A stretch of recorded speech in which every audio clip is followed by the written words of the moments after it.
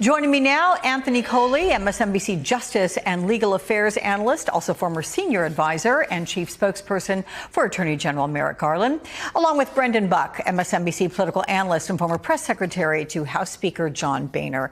Welcome, gentlemen. Anthony, you first here. Republican Senators Susan Collins and Lisa Murkowski have signaled they plan to oppose Matt Gaetz's nomination as Attorney General, at least for now. Meanwhile, you have House Speaker Mike Johnson, who says he is, quote, strongly against the release of a House ethics report on Gaetz. You've been speaking to career DOJ staff from both parties. Give me a sense of the reaction to Gaetz as potential AG.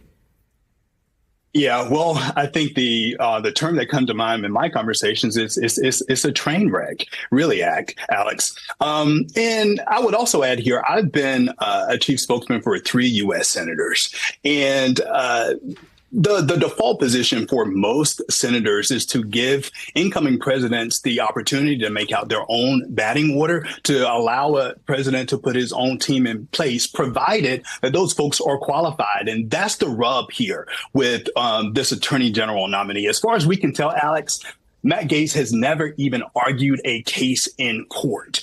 He has scant management experience. DOJ is a department with 115,000 employees, multiple bureaus and components. And Matt Gaetz has no national security experience, not anything meaningful, little antitrust experience. And he certainly has no experience with criminal law, except for being the target of a federal criminal investigation looking to inappropriate sexual contact, allegedly with a minor. So I think ultimately, Alex, this is a loyalty test for Senate Republicans. Will they join Senate Democrats to do what they know is right, and that is reject an unqualified nominee, or will they bow to what Donald Trump wants? And unfortunately, I think for all of us who promote and support the Constitution and the rule of law, I suspect that Senate Republicans are going to give Trump what he wants. And I'm going to add to that, he also practiced law for less than 2 years. So the question to you then, Brendan, will Republican senators fall in line, or will they reject Gaetz? Could they, for example, torpedo his nomination, given the bipartisan outrage at him potentially leading the DOJ, but then confirm Trump's other questionable picks? Well, I think he certainly does provide a level of cover for some of the other people like Pete Hegseth, who I think surprised a lot of people as well. I wouldn't want to be in Matt Gaetz's position, to say the least. He's obviously not coming in with a strong hand. I'm not ready, though, to say that Republicans are going to reject him. I could see Collins and I could see Murkowski voting against him. But I think you have to appreciate how many Republicans see what Donald Trump just did in this election and would be very concerned about crossing him. You've seen reports as many as 30 Republican senators are willing to vote against him, but that's all said in private. That's all said anonymously. You haven't seen a lot of people say that publicly. So I do think these will be, if he gets to this point, some of the most insane confirmation hearings we've ever seen. And the things that the House Ethics Committee has been looking into, whether or not that report comes out, are going to be front and center. Don't think that committee, Democrats on that committee, are just going to let that go if the report doesn't come out. Hey, Brendan, do you not envy John Thune's position, Senate Majority Leader, having to oversee all this, given the heavy footprint of Donald Trump everywhere? Well, look, John Thune's position, I think, is probably going to be clear. He's going to have to say that he's for him, but it's not John Thune's decision alone. Obviously, Susan Collins and Lisa Murkowski are leading out there, but it's not hard to see a Mitch McConnell or a Todd Young or some of these other senators who have been critical of Donald Trump being the ones who sink this. The other obvious dynamic here is Donald Trump has raised this idea of going through recess appointments. So allow Congress to go out of session long enough where under the Constitution he can just appoint whoever he wants. That feels unlikely to me, because that's the same vote. You have to affirmatively vote to go into recess in that way. And I don't know why, if there are a number of people who are blocking some of these confirmations, they're going to turn around and pretend like that vote to go into recess isn't the exact same thing. So I'm skeptical that that's going to play out. I think that the way that he gets a Matt Gaetz or some of these other people through is just by leaning on them. Pure Trump leverage politics, and see if he can get there. I'm not saying Matt Gaetz is going to get confirmed. I'm just saying we need to watch this closely. Matt Gaetz, this is another thing I want people to appreciate. Matt Gaetz, for all the things you guys just said, is not a dunce. He's actually a really smart and shrewd operator. He just kicked out the Speaker of the House and paid really no consequence for it. I think that's one thing that people should understand about him. He's in a lot of hot water. He's very immoral. But we need to not just assume that he's a roadkill at this point. So, Anthony, Senate Judiciary Committee Chair Dick Durbin slammed Trump's DOJ picks overall because they also include his personal defense lawyers, Todd Blanche, John Sauer, as Deputy AG and Solicitor General, respectively. And Durbin said, quote, "These selections show Donald Trump intends to weaponize the Justice Department to seek vengeance." Donald Trump viewed the Justice Department as his personal law firm during his first term, and these selections, his personal attorneys, are poised to do his bidding.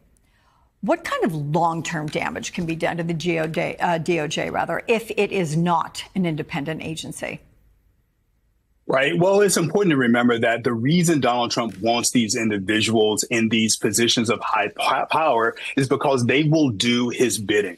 Right now, the Justice Department, and it has a number of post-Watergate norms that the department and put in place over decades to prevent the department from being used for partisan political purposes. Right now, with these nominees, you have people in place who put politics before party. Right now, DOJ will tell you that they follow the facts and the law. The facts and the law tell them where to go next. That's not the case with Matt Gaetz. He, quite frankly, is going to be a puppet for Donald Trump. Going after Trump's perceived political enemies, regardless of what the facts say, regardless of what the rule of law says.